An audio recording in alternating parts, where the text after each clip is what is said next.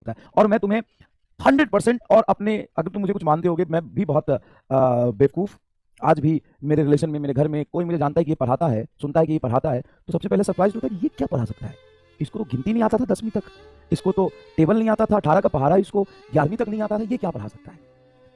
नहीं, ये वास्तविकता है, सच्चाई है।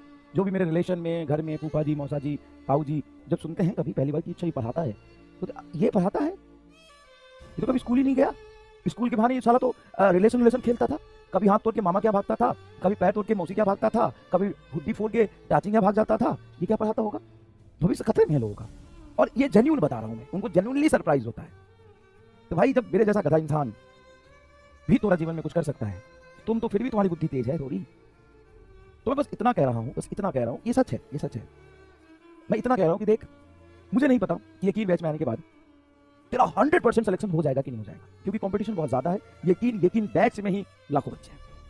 लेकिन मैं इतना जरूर कह सकता हूँ कि आज तुम लाइव लेक्चर देख रहे हो और एंड तक तुम सीरियसली बस हम 4 लोगों को, मतलब 4 सब्जेक्ट को, फिजिक्स, केमिस्ट्री, बॉटनी, जूलॉजी को फॉलो बस कर लो, हमारे साथ लगे रहो, बस एक साल तुम हमारे साथ लगे रहो, तुम लाइफ में सक्सेसफुल हो जाओगे, इसकी गारंटी मैं देता हूँ। क्यों मेहनत करना, डेडिकेशन से काम करना, डिसिप्लिन रहना, चीजों को लाइफ के रिलेशंस को सीखना, अपने टाइम को मैनेज करना, ये सब तुम इतना ज्यादा सीख जाओगे ना कि तुम लाइफ में सक्सेसफुल जरूर होगे, इसकी गारंटी है। आसान नहीं है, सिलेक्शन ही सब कुछ नहीं होता, होता क्या है अल्टीमेटली लाइफ में सक्सेसफुल बनना।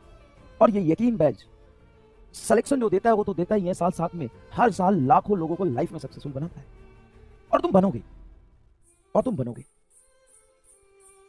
भाई ये जो मेहनत है ना, ये जो डेडिकेशन है, ये जो संघर्ष है, वो कभी भी नहीं खराब जा सकता है, इतना भरोसा रखो।